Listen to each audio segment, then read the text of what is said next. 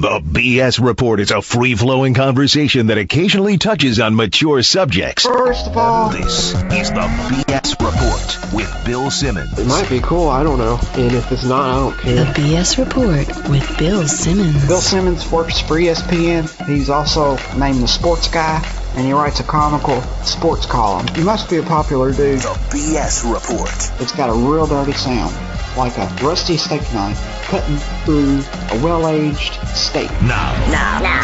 Here's Bill Simmons. Welcome to the BS Report, a sunny Monday morning here in Southern California. It's always sunny after the Oscars are here.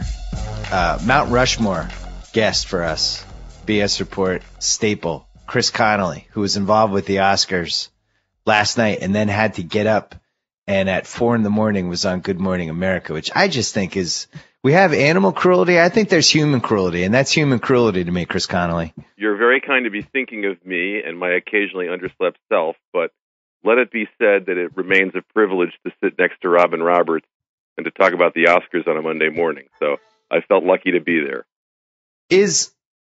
Robin Roberts came back recently. We had to tape something with her, something for her for Good Morning America, like a welcome back thing. And I said she's the first lady of ESPN. Even though she doesn't work for ESPN anymore, I still feel like she's the first lady of ESPN. Do you agree? That's only the beginning, really. I think she's the most admired person in broadcasting right now, But like you and me, I totally remember her on NFL Primetime. I can't think of an ESPN show from the past that I have more fond memories of than that show with Boomer and TJ and Robin on it. It was just the thing you had to watch, and it was so much fun to see how much those three people really liked each other and how much they enjoyed doing that show. That set such a tone for how we would cover the NFL in the future, I think. So, and some people are just really good at TV. I mean, you take it for granted. Like you and I are people who are writers who kind of eventually stumbled into doing some television, right? I can't deny that. I remember that, Michelle Beadle doing this Sports Nation segment with her, and she's just kind of hanging out in her chair, and then the light went on, and it was like this switch went on. And it's definitely something that certain TV people just have. It's like sometimes you do sometimes you do things with people on television, and you go, "Are we even in the same business?" Right. You have a skill set that is so beyond what I could imagine bringing to the table. I almost can't believe that we both do the same thing, and it's really stunning to watch. So Oscars last night. Seth MacFarlane, you knew it was going to be controversial, and he seemed to embrace it with some of the choices he made as the host. And yet, people, Twitter is probably a bad indicator for this stuff because Twitter tends toward being mad about everything anyway. You don't say. But it got me thinking last night, is this just a no-win job? Why would anyone want to host the Oscars? Hosting a show is right, and it particularly came up after David Letterman did the Oscars.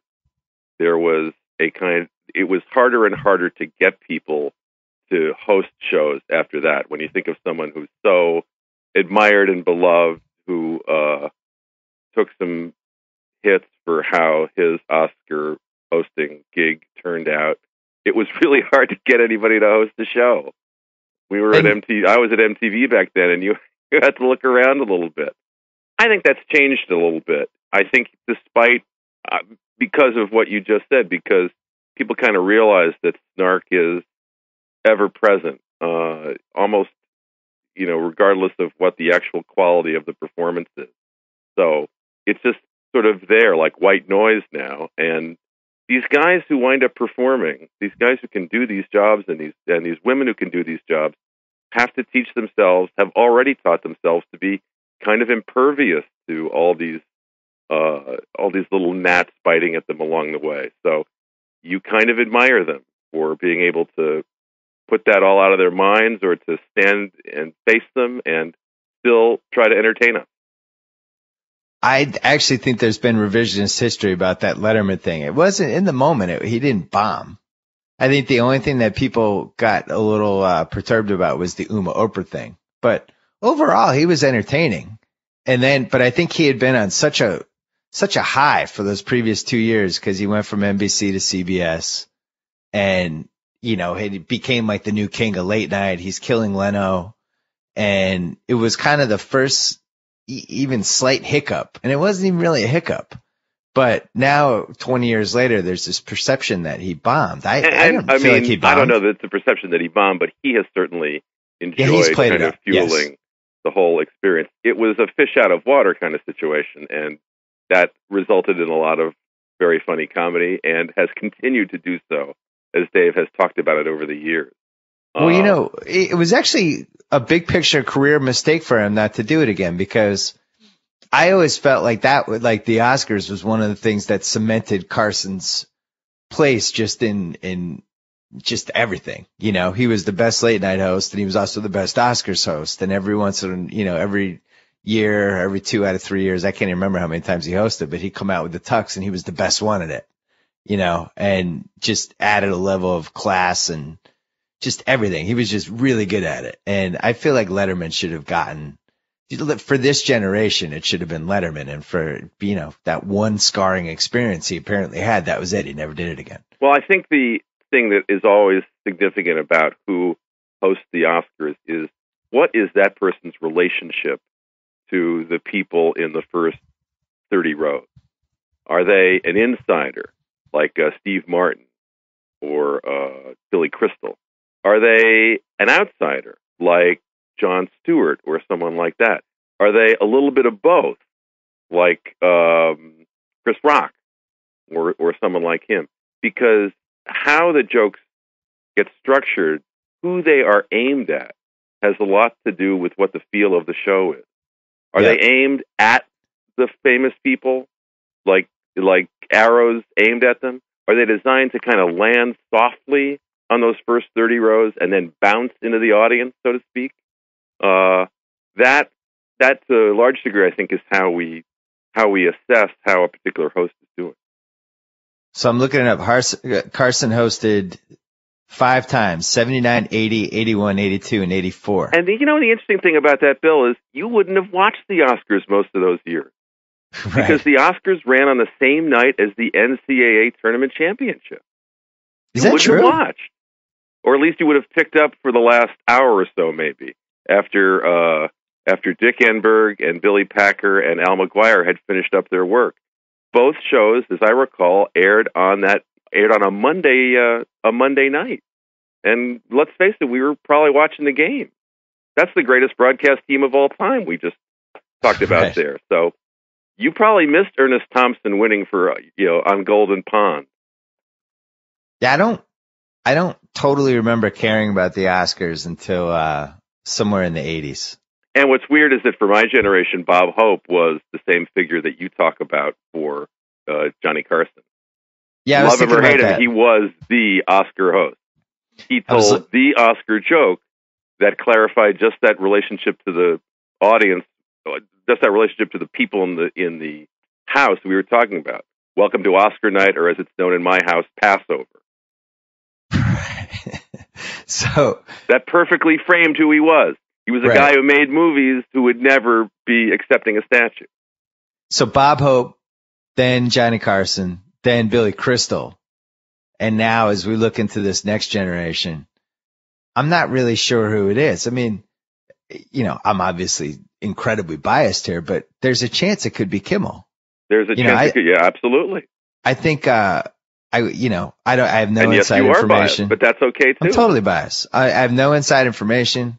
I'm just guessing, just the way his career has gone the last couple of years. And, it would have been crazy for him to host the Oscars before he hosted the Emmys. But now he has the Emmys under his belt. He's done the White House dinner. He's ABC. He's the kind of guy who has built a lot of relationships with a lot of celebrities who are in the crowd. At some point, he's going to host the Oscars. I don't know if it's going to be this next one or the one after, but whatever. And he might be the one who has the right blend of, does seem like you need at least a certain level of respect from those first 30 rows. That's like the basic thing we need here, right? Yeah, and that probably means that you made a movie or you've been in a movie. Even if it's not a successful movie, Letterman had been in Cabin Boy by then, I think. You want to probably being in a movie changes what you can do with that audience. That helps. Yeah. And the other thing, I always lean toward maybe somebody, if it's not like somebody who's that reaches that Bob Hope, Carson level of respect, then it should be somebody who can perform, which is why I thought MacFarlane I thought he was going to be better than people thought last night. I didn't, he got a little too sophomoric, and which maybe for somebody like me, I might enjoy most of those jokes. But when you're talking about trying to reach 40 million people, pretty risky. You know what I said on GMA this morning? I said, Seth is more. What does that mean? It just meant I thought, did really well at the beginning, and then probably should have gone away a little more than he did in the middle of the show. Probably shouldn't have taken us out to commercial all the time. Probably shouldn't have forced the issue quite so much in the first 90 minutes after that, I thought, very successful opening. Just because you get in the hit and miss world of jokes. Some are going to hit, some are not going to hit, and if there were fewer of them, I thought it would have been fine. I didn't think he would have suffered. And I thought he closed strong, with the exception of the miscalculation of the final number. I thought really his last 45 minutes were excellent. It's a weird show because it takes forever to get anywhere. And it's just 3 hours of, you really have only maybe 3 awards that most people care about. And then all of a sudden at the end, they cram the most important 3, one after another, without commercials. But you're looking for storylines. It's interesting that way. I remember thinking people are going to think that Life of Pi is going to pull a surprise here because they did very well in the technical awards, and then Ang Lee won Best Director. So I think if you were sitting at home, you might pull your chair up and go, "Wow, is something really unusual going on here?" Yeah. So I kind of like those more, and I think also those technical awards, in some cases, maybe not last night so much, offer opportunity for people to be really funny who are presenting. So we've certainly seen people be very inventive at those points in the show also. How did you feel about the actual awards? Wait, let's call it the big 6 you've thrown in director with the 4 acting categories in the films. Was there anything that you were stunned by? No, I was happy with all the choices, really. Christoph Waltz is maybe a teeny tiny surprise in that category, but Best Supporting Actor. But everybody in that category had an Oscar. It sort of lacked a sentimental favorite that Oscar voters tend to like to go for, and he gave a terrific performance. So I might have thought that Tommy Lee Jones would have taken that because he was so good in Lincoln, but you couldn't really object to Christoph Waltz winning for that. And I was really happy with the other one. In particular Jennifer Lawrence, who I'm totally in the tank on. So I thought she was great in the movie. I thought her whole award season was terrific. I just thought she's so unpretentious and so funny. She will tell you more funny stories in 45 minutes than some actors will tell in their entire careers. So I was delighted to see her get up there. And she, I think the key to her is that she has the 2 older brothers who were huge into sports. And so they kept trying to get her into sports, her parents as well. And she wanted to be a performer. And so she said, not only do I not really like sports, I don't like group activities. So it's like she's playing soccer, doing all, and it's just softball, and it's just not taking. She's doing all these sketches downstairs in the basement. Her father is working downstairs in the basement. She's knocking on the door and going, "Hi, my name's Judy. My car just broke down. Can I use your phone?" I feel like she's going to have the career, and is already having the career, that I thought Scarlett Johansson was going to have. Is that fair? I'm not sure what kind of career you thought Scarlett Johansson was going to have now that she's killing it on Broadway and in the Avengers, making movies that gross $1 billion and still holding down the high end every now and then for those classy film projects. That's not a bad career, but it's a different sort of career. You're saying I'm underrating ScarJo. You can't really, you look at what she's putting up on the board, you have to kind of tip your hat and go, well done. And again, I think she's different from the way her photographs or her glamour image tends to convey. She's funny and direct and witty at the same time, so she fits right in with those Avengers guys. That's a fine career. She has a Tony. Well, she's going to do all right. But Jennifer Lawrence is just going to be fun every time out. You just get the feeling. I'm going to go devil's advocate. Go right ahead. So, ScarJo comes on the scene in Lost in Translation. She'd been a kid actor, but that was her first movie. You know what she was really good in? It was that Coen Brothers movie, which I can never remember the title of. It was originally called The Man with My Name, but I think it was eventually entitled The Man with No Name. Oh, The Man Who Wasn't There? Yeah, that's the one. Yeah. And she's really good in that. Very good in that. She was fantastic in Lost in Translation. I know it's a little bit of a polarizing movie. I love Lost in Translation. I thought it was great. I thought Lost in Translation is definitely a great movie. And it's not only because of Bill Murray. I think that for me, the scene in Lost in Translation that always sticks with me is Scarlett Johansson talking to her husband after he's been really nice to the Anna Faris character. I thought that was a perfect summation of a type of thing that goes on in Hollywood that we don't hear about, how the outsiders are going to get to the top because they're going to be snarky and better than the successful, maybe slightly less complex people. And she spots them like chatting up the Anna Faris character, and it's a significant moment. And that was a great insight into what happens out here. So as interesting as Bill Murray is in the movie, that film is just kind of loaded with insights about human behavior out here that make it special even now, I think. And was very well filmed. It has like specific scenes that if you watched it more than once, you can kind of visualize in your head almost. Yeah. Sofia Coppola was on the carpet for the Independent Spirit Awards. So it's always nice to see her out and about this year. But you were saying Scarlett Johansson. Well, now I'm going to go on a tangent, and then I'm going to come back. All right. I love Bill Murray in that movie. I thought he got robbed in the Oscars.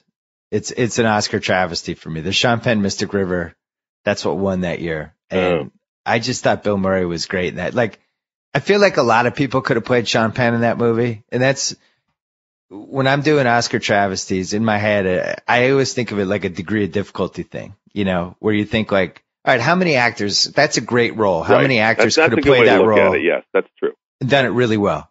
I don't think anybody else plays the Bill Murray character in Lost in Translation. Cause it was basically him. There's no way anybody else could have played it, but that movie doesn't work without him specifically doing all the things he did in that movie. I'm not going to deny that.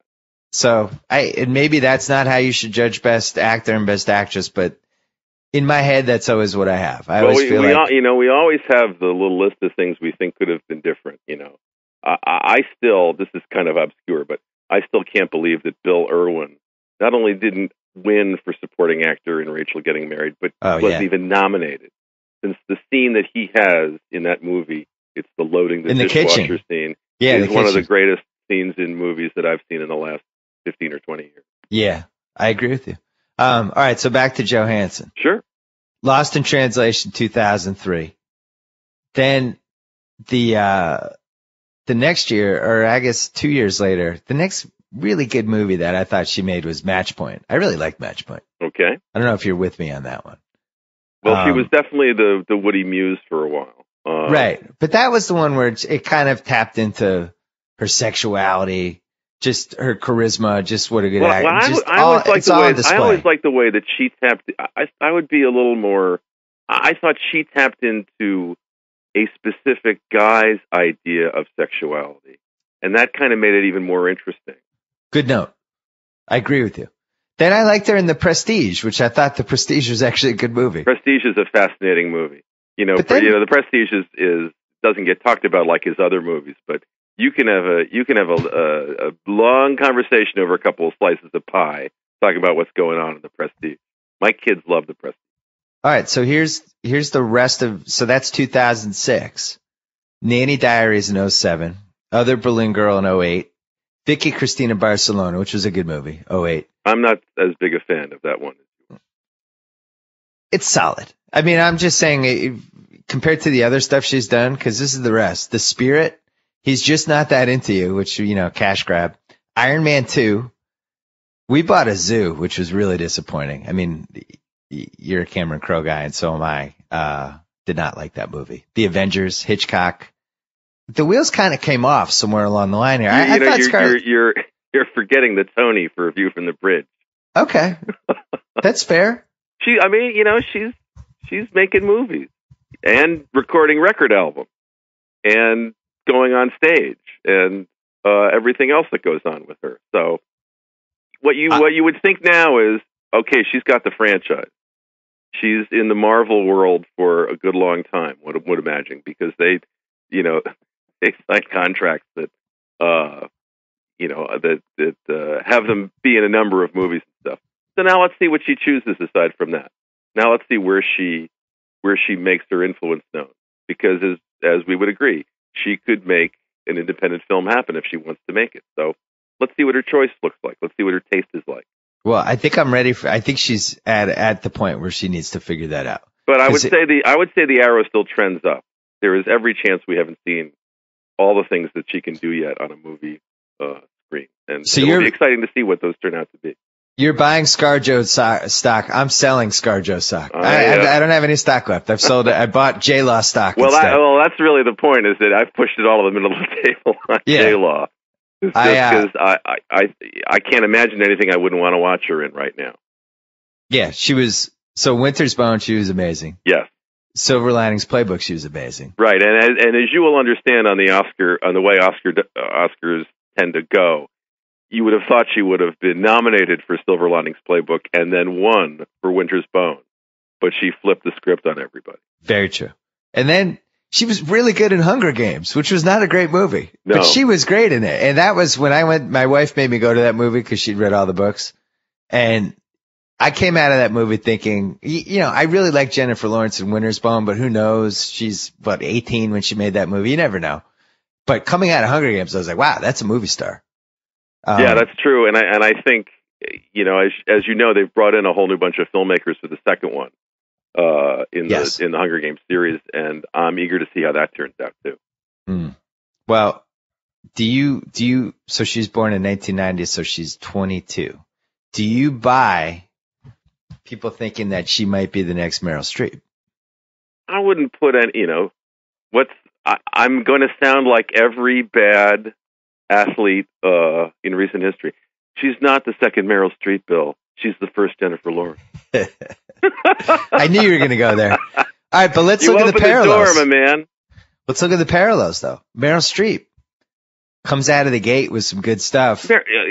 Bow down. This is like somebody saying that Harold Miner was the next, Michael Jordan before we knew anything about anybody. Okay.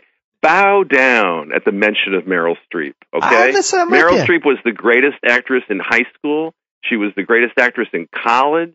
She was the greatest actress, in grad school. Everybody knew that this was somebody really, really special on the highest level right from the beginning. All right, but here's what you might not have thought of. So if we're doing the sports analogy, right, if we're talking about LeBron versus Jordan, and the big thing LeBron has over Jordan is he has these 4 extra seasons. Came in the league when he was 18. At least we think he was 18. He might have been 30 at that point. The Freddie Adu thing? Is that the age? Yeah, it might have been a little Freddie Adu. So he by the time he's at his 5th season, he's in the finals. And he's the same age that Jordan was in maybe his second Bulls season or whatever. Meryl Streep did not make a movie until she was 26. She made The Deer Hunter when she was 29. She made Kramer versus Kramer when she was 30. And I think Deer Hunter, somewhere between Deer Hunter and Kramer versus Kramer, everyone's like, wow, that lady's going to be a gigantic star. So Jennifer Lawrence is 8 years ahead of her. Just throwing it out there. There is, as you have said over the years about a number of different athletes, there is no ceiling on Jennifer Lawrence right now. We don't know what the ceiling is. You can't put a ceiling. Let's see what happens. Remember, Streep was doing a lot of theater then, and if you lived in New York, you would get to see her knock out a Shakespeare every now and then, and it was something to see. So you didn't see that, did you? Oh yeah, I saw a couple. I saw her in I think it was Measure for Measure. I keep expanding the cast every year. to include every good New York actor. But I think it was her and Sam Waterston, and maybe John was in that too. I can't remember. She was really good. What's the single best theater performance you have seen in person by an actor or an actress? I'm gonna go with Jason Robards and Colleen Dewhurst in Moon for the Misbegotten in 1970 something. Jason Robards. Yeah. Interesting. Amazing. I mean, that was the whole Eugene O'Neill revival period, was that early 70s, and that was a kind of epic production of people, of a play done by people who had, been great successes and then endured enormous personal failures and then come back in a big way. So the redemptive story. Pacino. Just like Ben Affleck kind of told our little redemptive story at the Oscars. Yeah, hold on. Hold that thought for 1 second. I want to say one more theater thing. Pacino. I saw him from the first row in Pavlo Hummel. I saw him twice in Pavlo Hummel. He was tremendous. He was tremendous. This was like mid-70s. My mother had a friend who, my mother was a lawyer, and she had a friend who was an actor part-time and also worked in the courts part-time. And so we wound up with these great seats for Pavlo Hummel, and he was amazing. He was amazing. Because he basically took the 80s off because he was doing theater the whole time. He didn't even go to the Oscars the first time he was nominated. He stayed in like this little garret somewhere in Greenwich Village and rejected the whole idea of competition. Next thing you know, there he was going, hoo-ah! All right, speaking of hoo-ah, Ben Affleck. Yeah, and this is why I have some compassion for the guys who put together the Oscars this year. I thought that last number was a mistake, a well-intentioned mistake, but but a miscalculation by the good Seth MacFarlane. And here's why: if you think of what Best Picture speeches are usually like, they're dull, and they're given by people who we don't recognize, and they're producers, and they go on. And I could understand looking at the history of Oscars recently and thinking, we have to have some more exciting way to end a show because here are a bunch of these producers talking. But if you could imagine, if you saw, like Wesley saw, like a number of other people saw, that Argo was your likely winner in Best Picture, you might have imagined that this would be an opportunity for Ben Affleck to say something significant, because he's had a real consciousness of himself being on this transformative journey that Argo kind of culminates. And that's exactly what we got last night. That's maybe the best picture speech we've heard in a long time. And so because that speech was so powerful, it made that additional number seem like kind of a misfire. And on top of that, I would say, if you know that your final award is going to have Ben Affleck and George Clooney as the two of the three people that won, you might want to throw the clock out at that point. Make it clear to those guys, hey, fellas, if you win, all of you are speaking. And you can go for as long as you want. It's totally cool. Nobody's turning the channel when George Clooney is talking. George Clooney didn't even talk. I know. Was that great line by Grant Heslov? I know what you're thinking. The three sexiest producers in town. Right. I thought Affleck's speech was excellent. I don't know if that was a planned speech or if he did it extemporaneously or if he had just a couple chunks in his head that he knew he was going to say. I think you could see him reacting to the moment. I mean, I think that's how I felt. mean, surely he had some of those thoughts in his head. He actually shared some of them on the red carpet. They're obviously been in his head, and he kind of, but he gets it on an elemental level. It's not some storyline that's been pressed on him by people like me. He could really feel it, and the crowd outside while I was out there on the carpet was chanting Ben, Ben, Ben. Right. They get it. They get how, he showed up 15 years ago. He did great. All that crazy stuff went on. And now here he is, beloved and transformed a little bit. And so that was a nice moment. But you know what? You know what MacFarlane's Oscar hosting night reminded me of? Do you remember that old Budweiser commercial with the African-American umpire? No. Remember Lou Rawls' voice going, in the minors, You must have called it 1,000 times. Then one day, you got the call. You never saw that one? Yeah, I remember that. Yeah. You never saw that one? So Yeah. then then the African-American umpire all of a sudden goes to the majors, and we cut to a shot of kind of a Whitey Herzog-type manager going, rookie manager, right? And so then there's a close call at third base, and the Whitey Herzog guy comes out and argues with him, gets right in the face of our African-American rookie umpire. But the call stands and stuff, and it's a little moment of conflict. And then at the end of the show, at the end of the commercial, our umpire and his wife are enjoying dinner at a restaurant, and all of a sudden the waitress comes over and says, "These 2 beers are courtesy of the man at the bar." And he looks up, and it's the Whitey Herzog umpire having bought him the beer. Yeah. I would buy Seth MacFarlane the beer. Oh. I might have, you might have argued with him on the third base line, but at the end of the day, I think you buy Seth MacFarlane the beer. It's a thankless job. And it could really go a lot worse than it went last night with him. And I actually appreciated that he stayed true to himself, and he, I'm sure he made some people mad today, but that's what you're getting, the guy who's done 15 years of Family Guy to host the Oscars. He's going to cross a couple lines. Yeah, you got to try. You got to try. It's going to happen. You got to be what you are. Exactly. Question. If Affleck gets nominated for Best Director, does Argo still win Best Movie? Oh, he wins. He wins everything. Yeah. Yeah, he wins over Ang Lee. That's one of those just crazy things. They swept the Guild. Okay? They won everything at the Guild. He won the Directors Guild Award. If he gets nominated, he wins. And the night takes on a slightly different character. I'll tell you the one thing that changes. If Ben Affleck wins Best Director at the Oscars, George Clooney speaks last night. Good point. Didn't even think that. So we were, but in a way, the arc of the night went better, I suppose, in a way. But that was crazy. I mean, that's really crazy. That's the way that happened. But Argo, underrated, overrated, or properly rated? I think it's properly rated. I think properly rated. Okay. I think people have really enjoyed it here. There was some early sentiment for Lincoln, as you know, which is a wonderful movie. I think people who saw Lincoln on a screener at home may not have liked it as much as people who saw Lincoln in a theater, because it's dark, because it's paced a certain way. Whenever somebody would tell me, Lincoln didn't really work for me, I would ask, did you see it at home? And more often than not, the answer was yes. Hey, Chris? Yeah? Lincoln didn't really work for me. Did you see it at home, Bill? I did. There you go. I saw it on a screener. I thought it was the best school play I've ever seen. Really, it's true. Bravo. Great school play. I didn't totally feel like it was a movie. Well filmed, well acted. I thought it was beautifully written too. Beautifully written. Like all the little.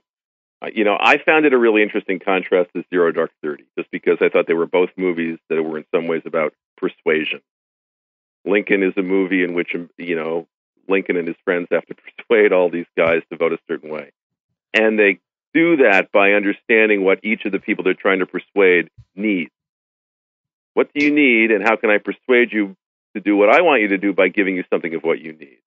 And that was an interesting exercise to watch. Zero Dark 30 is a movie that's not about persuasion.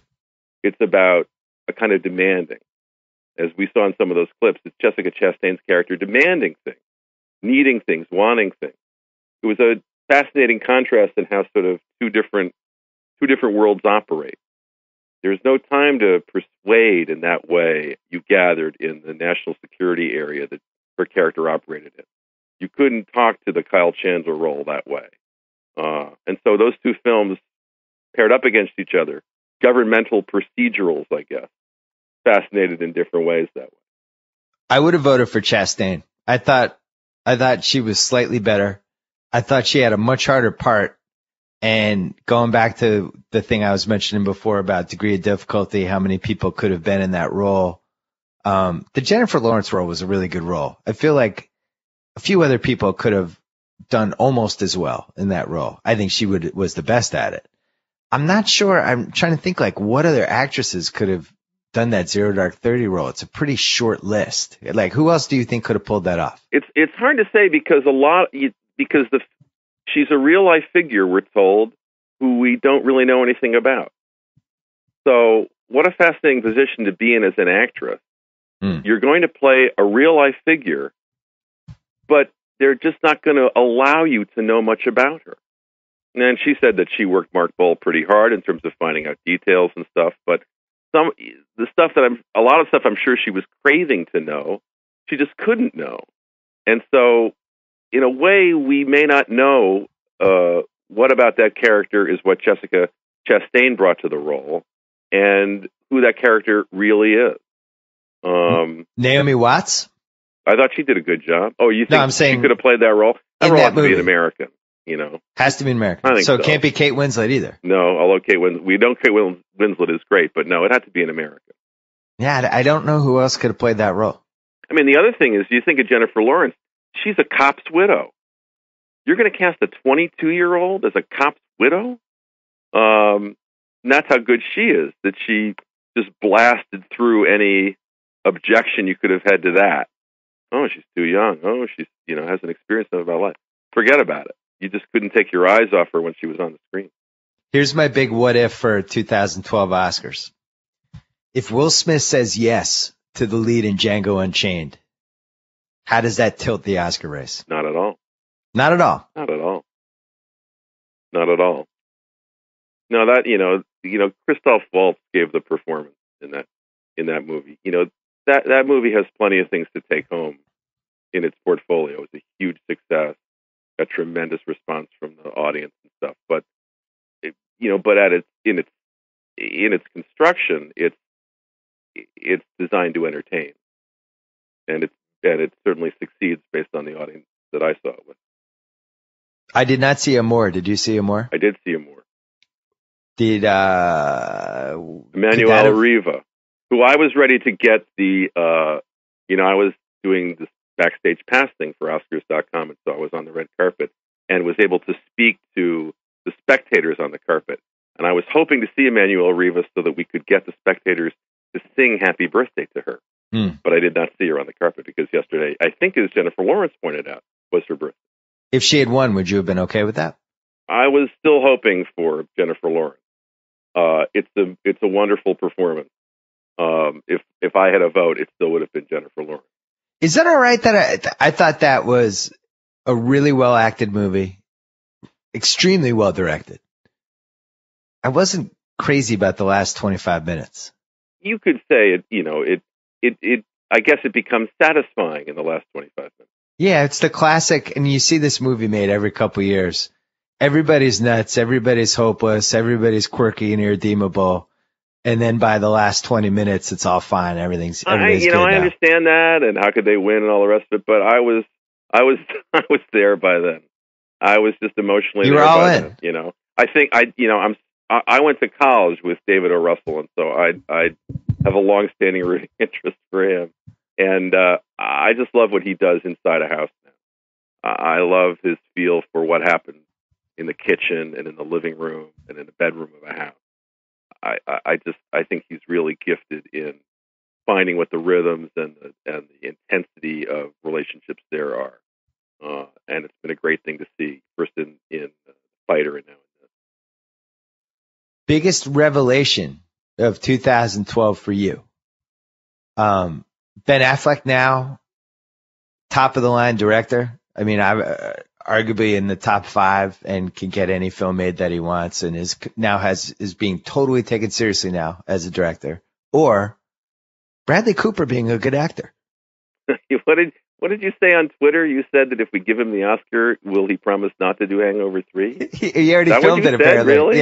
Yeah. You are willing to throw down your credibility to stop Hangover 3? Why are you doing that? I hate Hangover 2 so much, and it's on HBO all the time, and it makes me so angry. It's such like a sellout, cash out, just terrible rehash of the first movie, just set in a different location. Everybody should be ashamed. And you have real talented people in that movie. Todd Phillips, Zach Galifianakis, Bradley Cooper. I know they probably signed some sort of sequel thing in their contract, but holy mackerel, they should all be ashamed of that movie. It's horrible. Hangover 2 is horrible. Anyway, but I was surprised. We all know we're going to see good work out of all those guys, though. So if this keeps them from, doing some other movie, it's probably good. like Bradley Cooper in Limitless, which I think is a woefully underrated movie and a great cable movie and should be turned into a TV series tomorrow. I thought he was great in that movie. And if that was the first movie that made me think like, wow, is he maybe an A-list star? I'm not sure. It's fun. I mean, the interesting thing is that it's happening at the age it's happening for him, like late 30s. That's kind of cool. Because as much as it's fun when someone really young gets a lot of success and stuff, it can be even cooler when someone's kind of been through the mill a little bit.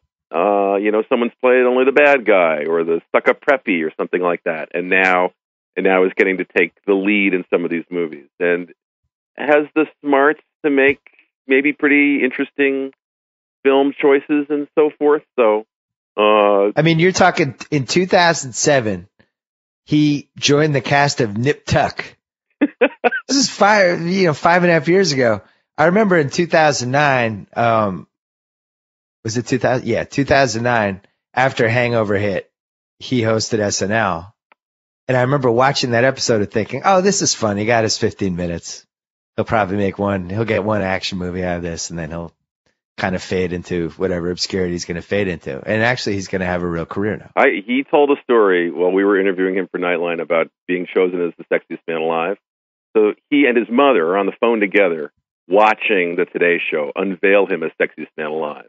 And I guess it's Ann Curry and somebody from People on the Today Show. And so he's describing the story. He's like, so there's like this empty frame where they're going to put, the cover. All you see on the screen is this empty frame. And I he said, had this feeling like this may not work out great. And the frame is filled all of a sudden with his picture, sexiest man alive. And again, this is his telling. And they cut to Ann Curry and she's like, oh. I was expecting, I don't know.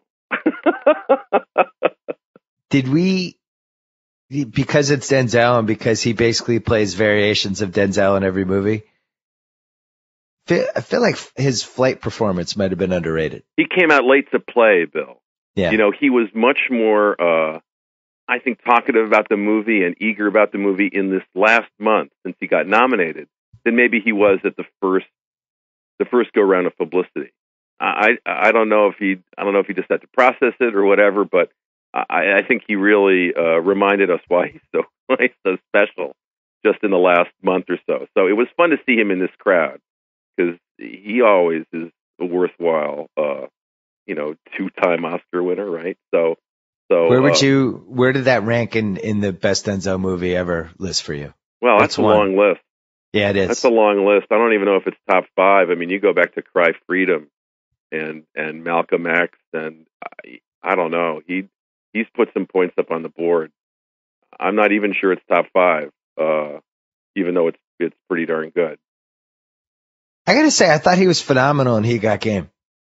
There you go. See, which is a movie that Spike Lee on the 15-year anniversary, which it is this year, he should let somebody else take all the footage he shot and re-edit it. Oh yeah, directors love that, Bill. Yeah, that's great. I was going to suggest that to Terrence Malick for Tree of Life. Why don't I tell you what, you be Raymond Carver and I'll be Gordon Lish, and I will cut 80% out of this movie and you'll have an amazing movie left. Can we just give this another crack? Can we give this one more chance? He Got Game. It still should have worked. We had all the scenes. They're all in there. I just had a couple of notes I was going to run by you. You're going to leave all the footage and I'm going to do this for you. Spike, I'll give you $500. Just let me re-edit this movie for you, please. You should come up with like the 5 greatest movies that need to be handed off to somebody. Oh, He Got Game is on the list. If they rearranged it, would be that much better. He Got Game. If you cut out all the hooker scenes and change the endings, it's one of the 10 best sports movies of all time. Yeah, you run that past our director with the chance you get. Spike's got to do it. And I'll run that by Terrence Malick. So here's what we're going to do. Okay, all that Sean Penn stuff, that's gone. All right, all that stuff's gone. All right, and then we're just going to focus on Brad Pitt and Jessica Chastain. It's going to be amazing. Hello? Yeah. Hello? Are you still there? Yeah. You know what the all-time best mediocre example of this is For Love of the Game with Kevin Costner. Oh. If you edit it just around the baseball no-hitter and you de-emphasize as much of the Kelly Preston scenes as possible, you have one of the 12 best sports movies of all time. Well, I think I've seen most of the Vin Scully film. And that was one of the best Vin Scully films of all time. It's great. Doesn't that have the line of, if you can keep your head while all those around you are losing theirs, then you don't appreciate the gravity of the situation. If you gear that around, That was pretty good.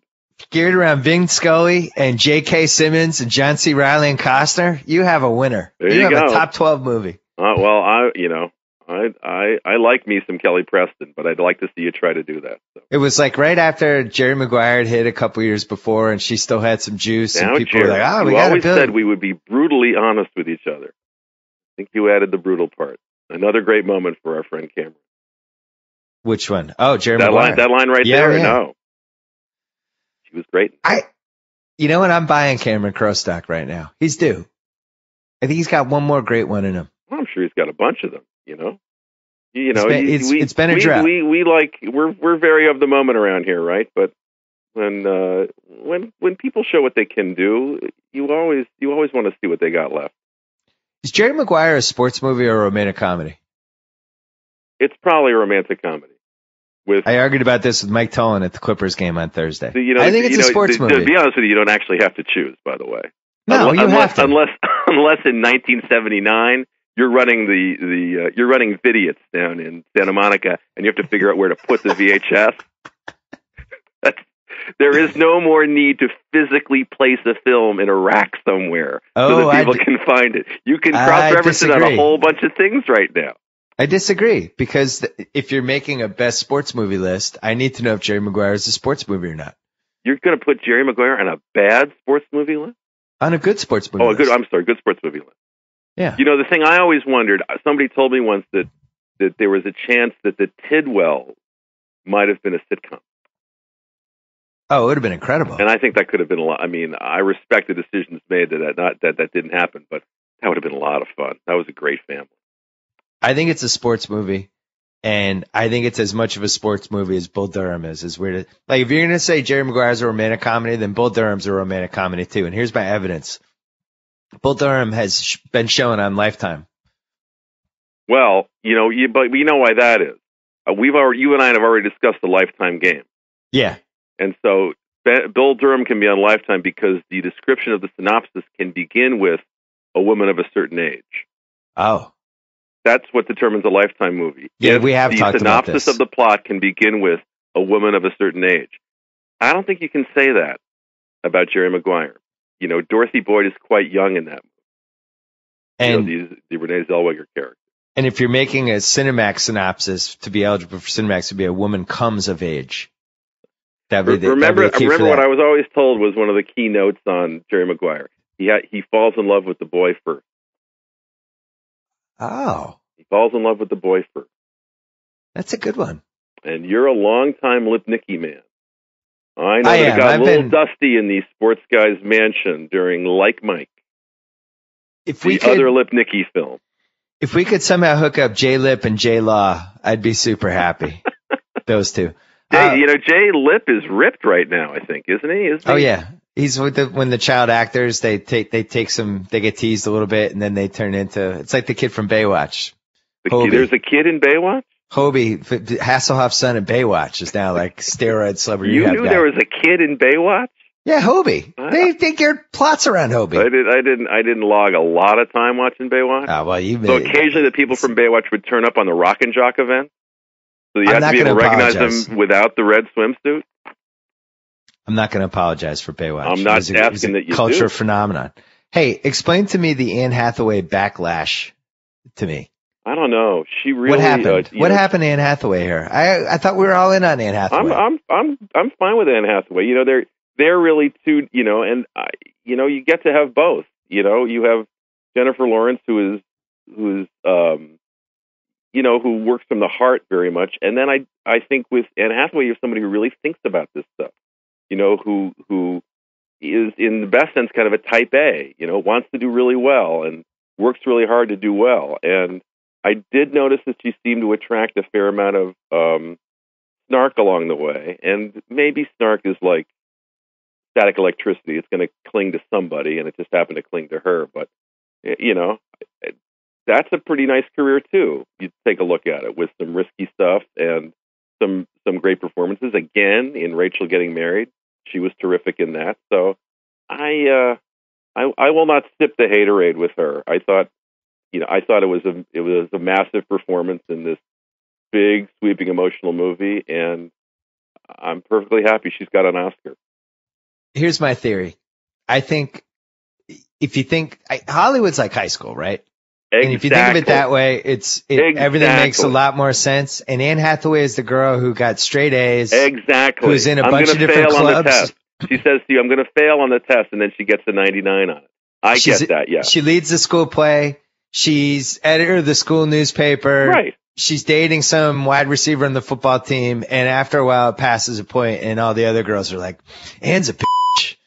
Right. So I hate Anne Hathaway. So what team do you want to be on in that, you know? Right. Like really, what banner do you want to have? Do you really want to be the people who say, all right, she's achieving at a really high level, and maybe I'm not, you know? Give her credit where credit is due. I think she bothers people because she clearly understands everything that's happening to her and makes certain choices based on like, this will be a good idea, that will be a good idea. And anytime you're perceived as being career driven, as weird as this sounds, it becomes a negative for people. I know what you mean, but that, you know what I mean? You know, when Premiere was started, you know, the magazine was started, one of the whole ideas was what tells you more about these people than the movies they choose? You know, every other publications at the time say, well, the thing that tells you the most about somebody is their personal life, is who they date, and you know, and all that sort of stuff. But really, on a certain level, once you have the ability to make the movies that you want, your picks will tell us what kind of person you are and what interests you. Once you have achieved the ability to say no, and she's made interesting selections that way. And it tells us something about her level of ambition and her willingness to challenge herself. And these are conventionally not seen as being bad things. So Daniel Day-Lewis. Funny guy, huh? Funny guy. He probably got more laughs in less time than anybody last night. Do you think he's really funny, or were people just shocked that he was being funny? Well, you know, he pulled that off pretty well, right? Yeah, I agree. He did all right. He has now won 3 Best Actor Oscars. Yeah. There was a moment there where he was talking to Meryl Streep, where if there had been a hashtag, it would have been things amazing actors say, and to each other. And we could have just watched. Okay, well, what do you guys say to each other? Because you're better than everybody else. Like, what do you actually say to each other? Probably they probably have some sort of telepathic understanding of each other's emotions. Yeah, we wouldn't understand any of the words coming out of their mouths, but the subtext would be amazing. All right, so he wins 3 Best Actor Oscars, which had never happened before. And, you know, I like to put everything through the sports prism. Absolutely. So if this happened in sports, I was trying to think of the equivalent of this. Would it be if it's basically Bill Russell's 11 titles or something? Because the only other Nicholson has won 3 Oscars, but one of them was Best Supporting. Laurence Olivier only won 1 Oscar. Spencer Tracy won 2. Paul Newman won 1. Marlon Brando 2. Jack Lemmon 2. Al Pacino 1. 0 for Peter O'Toole, got nominated 7 times. Hoffman won twice. None for Richard Burton.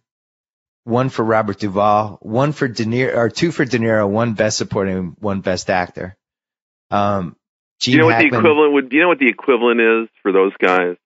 Well, it's a movie equivalent. It's not a sports equivalent, is it? It'd be Stanley Kubrick winning Best Director, because the thing that's significant about Daniel Day-Lewis, and it's true for Streep too, is there's almost a sense in the room like, we're not even qualified to judge you. Right. It's like, you're not even playing the same game we are. All this stuff that we kind of got into this for, which was the applause and the fun and the money, you really don't care, do you? Like, you just do this thing. And you've seen it every step of the way. Remember when Amy and Tina Fey kind of bowed to him at the Golden Globes? Yeah. He's just regarded on a different scale. And Streep obviously in the same sort of way, but he's just off the chart. You can compare him to Russell, but it's not that he won so much. It's just that he seems impervious to all the things that everyone else just can't get enough of. And only cares about the work itself. It would appear, you know, it has none of the of the perfectly understandable vanity and need for approval that everyone else does. I don't know that that's true. It's just that's the aura that comes off, though. And the other thing is, he doesn't make a lot of movies. If you're just talking about it, like if you're using like Hollinger's PR efficiency for actors, you just look at his IMDb and it's like not a lot of misses. Well, the thing I was laughing about when they did so many musicals last night is I thought to myself, did somebody have to go up to him and go, since you're going to be here, would you like to do something from 9? Or would you We'd like to reunite the cast of 9, this beloved musical, and do like maybe 5 minutes from 9. He's not like, you know how they made that New Year's Eve movie and then they made the Valentine's Day movie, and I'm sure they're going to make a 4th of July movie next. You know, it's just like you know what I love about those movies? They are perfectly following the Charlie Brown template. What's that? Well, you remember it's like Charlie Brown's Christmas, then Charlie Brown's Halloween. Oh, yeah. Same sort of thing. So eventually we're going to get It's Arbor Day romantic comedy cast. Well, you will never see him in one of those movies. We should mention Sean Penn won 2 Best Actors. Denzel won a Best Actor and a Best Supporting Actor. Yep. Like if Daniel Day-Lewis... Tom Hanks has won 2. Tom Hanks has won 2. So Daniel Day-Lewis, if he could get to a 4th Oscar, so he's 1957. So how old is he now? 50... He's 55. Gets 1 more. Gets 4 Best Actor Oscars. It's like, has no correlation with anything. Yeah. He's doubled every other Best Actor total that anybody's done. Last question, then we're going to go. Do you think, I've always said this theory that if we had a 5-year waiting period for Oscars. Oh, interesting, right? Like the Hall of Fame. We need 5 years just to 5 years just to digest what happened, put everything into context, make sure we didn't get too carried away with, you know, people got too fired up about the torture scenes of Zero Dark 30, so that affected the award there. Or people got the Ben Affleck getting snubbed for Best Director, gave Argo this momentum it probably shouldn't have gotten. It's not as good as we thought it was. Whatever. 5-year waiting period. What do you think we judge differently about these 2012 movies than we're thinking right now? That's a good question. Let me cop out by saying that they show, you know, how they show those Best Picture clips? You know, the sort of, you know, combined thing. I thought the Best Picture clip, which was, 90 seconds long, for Beasts of the Southern Wild, just about killed me. I'd seen the movie, obviously, and stuff, but the clip they picked with the music and the scenes, I was just, it just pulverized me sitting there in the house. Like, Oh my God, that movie was an incredible experience. And I think we've been enchanted by it, you know, because Quivangenet has been just so enchanting and it's been a great story and stuff. But I really think that's a special movie. That's a special movie. And there's always a chance that in 5 years somebody will go, really? You didn't realize how special this movie was? You didn't understand, like, that these characters and this emotion, like, they just don't get on the screen the way other movies get on the screen, you know, all the time. So that would be the one I would think might enter a different pantheon as we let it marinate a little bit, you know. You know what's a great example of that? Goodfellas versus Dances with Wolves. Oh, that's a fascinating question. Because in the moment, I was totally fine with Dances with Wolves. That's absolutely right. That's 100% right. It was a really good movie, and as a movie experience from start to finish, walking out of the theater, you're like, wow, that was great. I can't believe Costner pulled that off. I'm so glad you made that point, because that's really true. Now, the night he won for Dances with Wolves was the same night that my daughter was born. And she was born at 3 a.m, and like it or not, I was on the red carpet at 3 p.m. And I have to say, I will never forget shaking hands with Kevin Costner. And when you shook hands with Kevin Costner that night, he had to put one of his Oscars under his arm to shake hands with you. Wow. And I like to think, I probably didn't say this. This is probably wit of the staircase, the thing I wish I'd said. But what I've always kind of thought was, I'm the only guy who had a better night than you did. Oh, that's a good one. Well, that's why I'm sure I didn't say it. So people were kind of amazed he was making that movie. Then Yep. it was going to be a disaster. It was too long. Oh Yep. my God, what is happening? Then it comes out and it's really good. Yeah. And Goodfellas, which was, also kind of an amazing movie experience, but the last 20 minutes weren't great. The helicopters came in. It got a little weird. It went dark. As a start to finish experience, you walked out and you thought, definitely a unique movie. The analogy I remember having at the time was Goodfellas was an album with a bunch of great singles on it. Yes. And Dances with Wolves was a real album. Was a real album. So now a couple years pass, Goodfellas starts coming on cable, people start getting the DVDs. Yep. And it's one of the most rewatchable movies ever. And it's just, then you start, the more you watch it, the more you see kind of the genius of some of the scenes. Absolutely. I mean, the way you broke down that tremendous Copacabana scene, which again is one of my favorite scenes in the last 25 years. And So meanwhile, perfect in Dances every with way. Wolves, nobody watches. If I called you and what are you doing? Oh, I'm watching Dances with Wolves again. You'd be like, what? Why are you watching that again? It's 3 hours. Nobody's ever going to watch that again. So I think if you had the 5-year waiting period, I think Goodfellas wins best film. Well, plus, interestingly, as you look at that list, or as you guys assembled your sort of list, sometimes the one that jumps out are actors making the jump into directing. Yeah. You had Redford in 1980 with Ordinary People. You've had Costner. You've had Mel Gibson. Ben Affleck. I guess in a sense you've had Ben Affleck. So I'm not denying that sometimes people making that change and doing well get a little extra sunshine. But even as we sort of say, wow, it really should have been Raging Bull, or wow, it really should have been Goodfellas, you look at those other movies like Ordinary People and Dances with Wolves, and there was a reason why they won. It's like everybody didn't get it all wrong. Right. You may feel some way about Crash, maybe, but those are well-made movies. Those movies earn their stripes.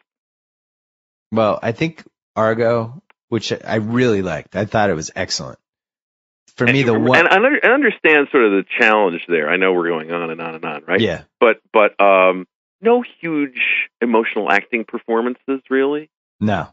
When you think of an actor directing people, you think, oh, somebody's going to have a scene where you just can't believe, right? The scenery is going to come into their mouth, But it's a thriller, and so to earn the right to be Best Picture, it really had to be flawlessly constructed that way, because there wasn't some scene you could put on an award show like this and go, wow, what a performance. That's what makes that movie. That movie was made by Kraft, and it was really well done. If you're picking it apart, here's the one place I would go. I didn't think Affleck was very good as an actor in it. And I don't know if it was a conscious choice to make that guy a little bit mysterious and dry and just you couldn't really get a handle on him. Or think about 2001 Russell Crowe in that movie. And the kind of extra charisma that he would have brought to the table. And I actually think Affleck has that charisma, but for some reason he scaled it way, way back. I think you can make the case that in a movie like this, that kind of depth gets in the way. You think? It's okay. like you remember you never how Dick Wolf made all those Law and Orders and backstory, none of that sort of stuff. No, a very special episode of. It's a thriller. So you don't need. It's like the branch you've got to strip down. Interesting. So you're saying you don't need a movie star, or you don't need somebody who seems like a jump off the screen movie star in that role. Even if it had been Clooney, do you think he plays it that way? I think you don't want to make a movie, like that where there's a lot about the interior life of your hero. Where he's brooding or where he's really by himself. He's defined by his action. And sometimes when you cast a huge movie star, or where you what was that movie that Clooney was in, Perfect Storm?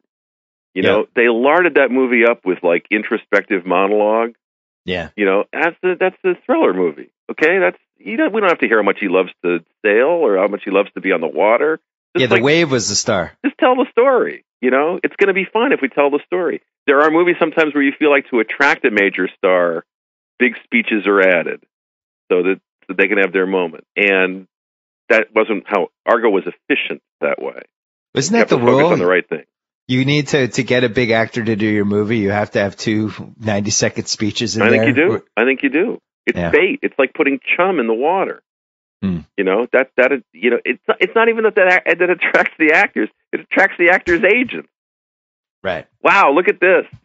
Look, he's tearing his shirt and, sobbing uncontrollably. Sometimes I feel like those scenes never even make it to the final movie. It's not just that the actors are vain. It's just like, oh, well, okay, he'll get a moment to shine. Argo didn't have that. When they make the Chris Connelly movie, I'll write 2 90-second scenes for you, for the actor playing Chris Connelly. Always a pleasure. Get some sleep. We will talk to you soon. Anything to plug? Oh, let's see. Well, there's always something, right? We'll have, we're not so far from beginning another season of My Wish. Oh, wow. On the Worldwide Leader. I don't know if we'll get any of them on the air until June or July, but already we're beginning to get underway, and we're excited about that. So cool. Thank you. Thank you, Bill. I appreciate it. Bye-bye. So I get to sign off. Whoa! Thank you for downloading the BS Report with Bill Simmons. Too much fun. Check out more podcasts at the iTunes Music Store or at Pod Center at ESPNradio.com. Peace out.